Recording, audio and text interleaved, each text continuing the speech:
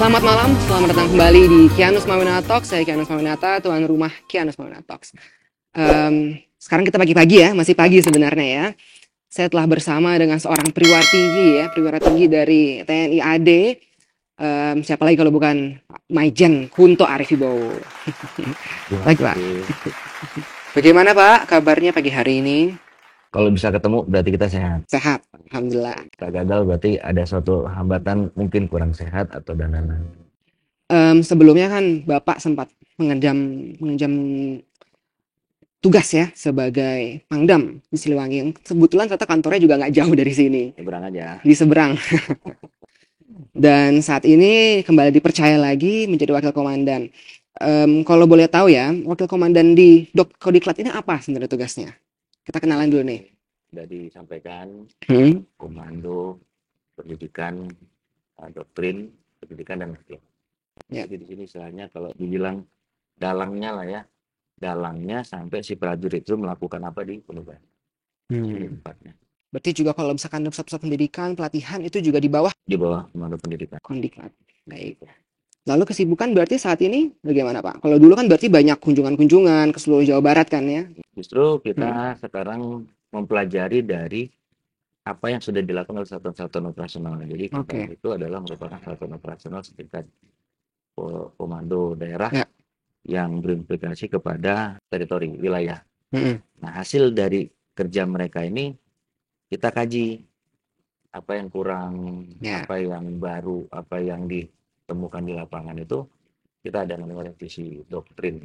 Mm-mm. Jadi balik-balik lagi, muter-muter lagi gitu. Mm-mm. Karena kalau kita mendengar kata doktrin ya, mungkin pada zaman-zaman lawas terdengar sesuatu yang ekstrim gitu ya kedengarannya. Tapi sebenarnya bukan sesuatu yang menyeramkan, bahkan malah menanamkan rasa cinta tanah air dan bela negara Ya, gitu ya. ya. Doktrin itu sebetulnya pegangan, panduan Ya. yang dia tidak juga kaku ya, karena dia kan juga harus dilakukan.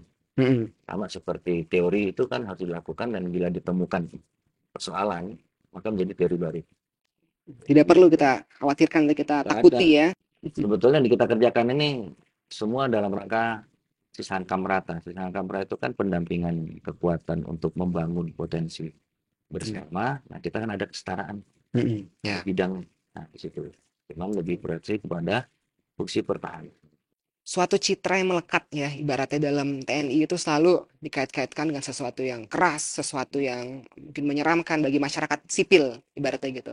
Tapi dari apa yang saya lihat, yang Bapak sudah kerjakan selama ini, Bapak itu selalu turun langsung ke masyarakat, selalu dekat dengan masyarakat. Ini memang suatu bawaan mungkin ya dari keluarga, karena kita lihat ya, pemirsa ya, Bapak Maijen ini ternyata adalah putra dari Panglima pada zamannya dulu dan juga Wakil Presiden ke-6 Republik Indonesia, Bapak Tri Sutrisno. Putra negara yang jelas, putra bangsa lah. Ya, sama-sama ya. Satu sih, semuanya sama. Profesi itu sama, Mm-mm. hanya komitmen. Kita semakin mendalami komitmen tugas kita tuh, sebetulnya ya kita, seperti yang sampaikan tadi, kalau kita nggak komit, kita nggak akan ketemu. Gitu ya, satu. Kedua, kita juga mengerti tanggung jawab kita itu, kalau kita benar-benar belajar untuk tanggung jawab kita itu, muncul Ya, hal-hal yang seperti itu. Gitu. Ya, nggak ada yang spesial sih sebetulnya. Kebetulan aja mungkin saya banyak ya, ngalamin yang membuat kita jadi lebih komit ya, karena emang ini jadi challenge gitu, jadi peluang. Kelihatannya ekstrim, kelihatannya dia berat, kelihatannya dia susah, tapi kalau dia cerdas memilah itu menjadi peluang, ya. nah, itu sebetulnya nilai itu sih. Tidak ada petuah atau misalkan mohon izin arahan gitu bahwa anak-anak harus begini gitu. Itu berarti kemauan dari diri sendiri yang muncul ya. Dan orang tua juga orang yang tidak pernah mengarahkan kita untuk jadi apa, tapi dengan kita tidak diarahkan kita jadi malu ya. Ini kalau nggak kerja juga malu, Nah, sekolah nggak bener juga malu, dilepas malah kita jadi punya tanggung jawab. Tapi kalau diatur-atur kadang suka beling-beling dikit ya. ya. Karena malah kadang-kadang kalau kita disuruh untuk melakukan sesuatu malah kita lakukan kebalikannya. Itu ya malah reject kan. Nah, Iya. itu dia. Mungkin sama kali ya.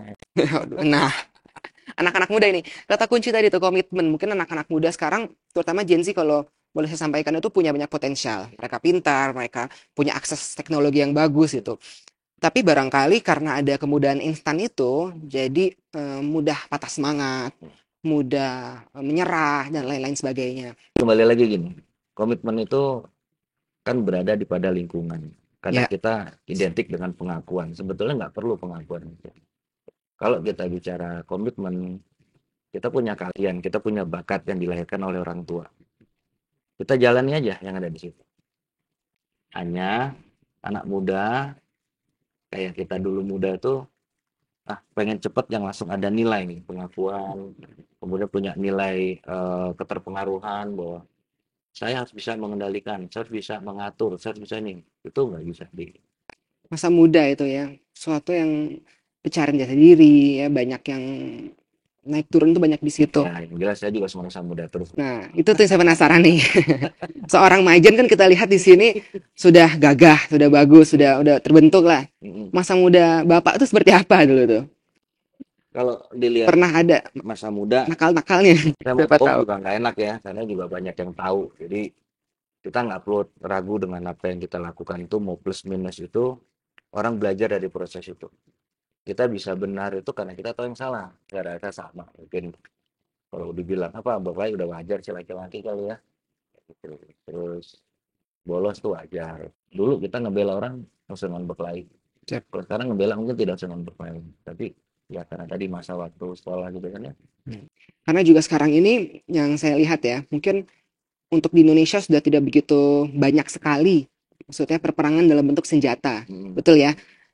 Mungkin banyak juga misalkan cybercrime, cyber attack dan lain-lain sebagainya. Bapak melihat nggak mungkin dari zaman sekarang ini ancaman-ancaman apa yang barangkali Indonesia hadapi gitu? Dalam konteks militer itu tetap harus ada analisa, Mas. Ya, Kalau kita sampai senjata turun, berarti kita sudah lemah di semuanya. Jadi tidak ada istilah kita memandang, kan sekarang sudah tidak pakai senjata, tidak ada rudal. Ada tahapan dalam analisa militer itu dari mulai dia mempengaruhi, dia mengawasi, dia merebut, sampai dia menduduki. Kenapa? Yang direbut itu adalah potensi nasional, potensi strategis yang harus diambil. Cyber, oke, dalam rangka apa? Dia mengambil data, ya. kemudian dia mengolah, menjadi menyusun kebijakan, rencana, dan segala macam. Lalu akhirnya dia melakukan satu tahapan-tahapan tadi. Sampai akhirnya dia akan menduduki. Tidak mungkin bicara militer sampai menganalisa hanya cuma mempengaruhi. Tidak. Kita harus berpikir sampai jangan sampai dia menduduki. Itu. Bersenjata mungkin karena kita sudah lemah semuanya, ya bikinlah status yang sifatnya mungkin pangkalan militer, ya nggak? Kemudian eh, dana anggaran diatur sampai akhirnya kita tak berdaya di situ. Jadi kalau kita sebagai militer tidak boleh berpikir bahwa tidak boleh perang ini sekarang sudah berjalan, perang ekonomi, perang budaya, perang sosial, berujung pertempuran. Ya. Kalau kita udah lemah semua, pertempurannya apa? Mulai konflik sosial, mulai kita masuk nanti pihak ketiga untuk mendamaikan, seolahnya itu. Tapi karena kita militer ini vertikal, dia tegak lurus, dia tidak boleh dia ikut begini-begini. Itulah dibilang garis keras tadi bahasa pengertian militer keras itu karena dia mungkin berprinsip.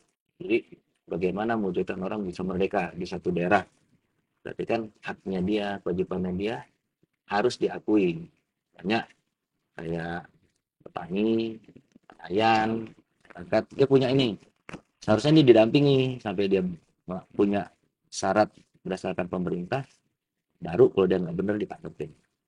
Sekarang kalau misalkan dia baru muncul udah ditangkepin, ini kan sebetulnya dampak dari perang yang tidak terlihat itu. Karena juga sebenarnya ranah dari TNI itu cukup luas ya Pak ya, Luas banget, luas banget ya. tapi kontennya dari teman-teman juga. Nah itu makanya jadi yang saya dengar juga Bapak kemudian juga aktif dan senang sekali di agrikultur dan juga tanaman-tanaman. Ya. Bahkan kemarin pun juga sempat ada bikin formula Mm-mm. ya katanya yang bisa mengembalikan kesuburan tanaman. Itu Bapak otodidak katanya. Otodidak juga sama teman-teman juga ada seperti itu. Tapi keputusan harus cepat kan. Nggak Ya, butuh penelitian sampai lama lah. Udah pokoknya praktek sambil jalan. Karena kita hadapin orang ya. Orang itu kan harus pendalamannya ada, juga harus ada bukti. Orang kalau nggak ada bukti nggak percaya dia. Iya, itu formulanya seperti apa, Pak? Formulanya itu sama lah. Kita dulu kan IPA juga sih. Ya. Tinggal, maka tadi saya bilang, kita kalau berpikirnya holistik, kita pasti akan ada temuan di situ. Kalau cuma hanya mikirin bahan untuk apa, nggak tahu. Tapi kalau kita tahu kebutuhan dalam rangka apa, mulai mencari bahan. Bahan kimia, kita dulu nggak pintar-pintar amat. Tapi kan sudah ada sih sekarang tutorialnya, kemudian data yang disebarkan ke publik, segala macam. Kita mencoba mengcombine. Hanya ukuran. Karena waktu itu pas kebetulan kebakaran hutan, saya nggak mikirin kimianya, tapi saya pikir bagaimana sumber utama api itu putus dulu, oksigen utamanya. Gimana caranya tanah ini bisa gabung misalkan. Ingat tempe, tempe itu kan pakai bakteri kan, cuman bakteri yang mana untuk bisa menggerakkan tanah ini tersambung ininya, kandungannya. Seperti itu, jadi kalau nggak tertutup, oksigen tipis, kalau dia terbakar darah mineral, mudah dipadam. Jadi tapi tidak merusak struktur gambut. Makanya kita udah bisa ngolah gambut tanpa dipadatkan, tapi bisa dikelola. Ya. Karena juga kita melihat sendiri dan merasakan banyak warga-warga yang Bapak sendiri pun juga selalu kalau melakukan pendekatan langsung turun Iya, tangan ke masyarakat. langsung. Bahkan viral waktu itu. Banyak banget, Pak. Kalau Bapak lihat di YouTube, Pak, ya, Saya atau di nggak TikTok, pernah lihat itu tuh. banyak yang mendoakan Bapak selalu Iya, bilang, wah ini keren, ini ganteng, ini penerus. Bahkan banyak yang mendoakan agar Bapak menjadi the next Panglima begitu. Banyak gitu, Pak. ya di luar kita ke publik, alhamdulillah terima kasih ya. Betulnya juga kita tidak pernah berpikir refleksi dari apa yang kita lakukan tuh adalah kalau TNI itu kayaknya dari dulu udah didoktrin kayaknya kita kerjakan aja. Siap. Kedua, kita juga kadang belajar dari tren tadi ya. Kok saya begini jadi langsung ke publik banyak gitu kan. Sekarang kan kita melihat dampak ini nih, apakah itu yang dibutuhkan, apakah itu cuma ini gitu ya. Apalagi kita tentara ini hampir susah di dunia maya, seringnya di dunia nyata mas, karena memang kita sebagai praktisi, sebagai eksekutor, juga sebagai pendampingan langsung. Satu yang sempat viral juga waktu itu pernah Bapak memenjarakan diri sendiri. Itu betul ya, Pak, ya? Iya. Bagaimana itu ceritanya? Jadi gampang banget tadi saya bilang, kalau kita sudah Bahkan, biasa di dunia praktisi itu, kadang kalau nggak kita coba dulu, kita tidak bisa memberikan gambaran. Kita diuntungkan dalam ruang yang seperti itu, di saat kita menjelaskan kepada orang yang tidak pernah merasakan itu kan setidaknya kita juga jadi kesannya membohongi, kemudian kita tidak ngerti menjelaskan tahapannya gitu. Kadang yang kita bahaya itu kan kalau kita ngomong tapi kita tidak pernah merasakan. Kira-kira gimana tuh untuk meyakinin orang percaya? sulit sekali. Sulit. Tapi kalau kita sudah melakukan, ngomong kita bicara dengan emosional yang kita rasakan lengkap.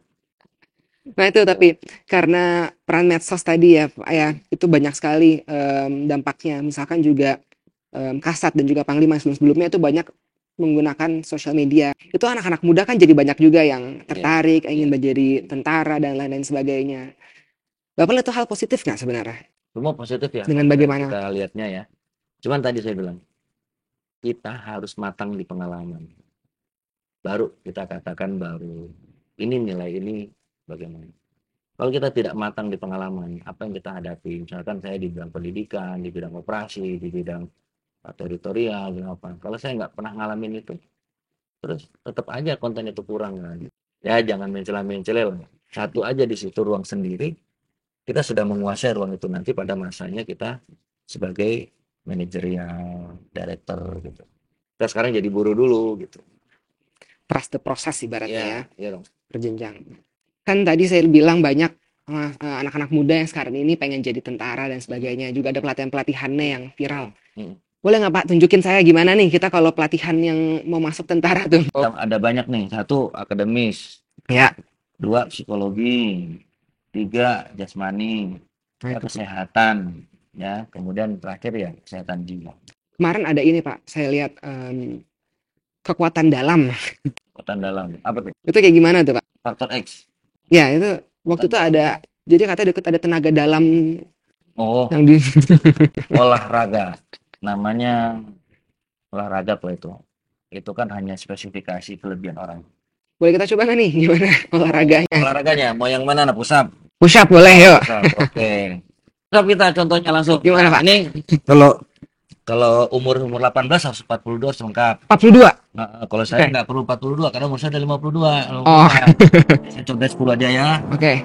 Dua, ya, 4, 5, 6, 7, 8, 9, 10. Tambah lagi. Udah, cukup. Udah bisa jadi tentara. Kau 42 harus 42. up, harus 18 minimal. 18. Karena umurnya kan masih 18 tahun masih muda sekali. itu yang persaingannya ketat. Kalau kita udah umur saya kayak gini udah membina sendiri. Makasih Pak. Oke ya. Sehat-sehat selalu. Saya anak muda. Nah, kita juga pernah muda, tapi rasanya perasaan masih muda. Tapi nggak tahu diri kalau kita ngerasa muda di depannya ini. Ya, sehat-sehat terus. Jangan lupa saksikan terus Kian Swaminata Talk setiap Senin malam hanya di YouTube Kian Swaminata. Terima kasih.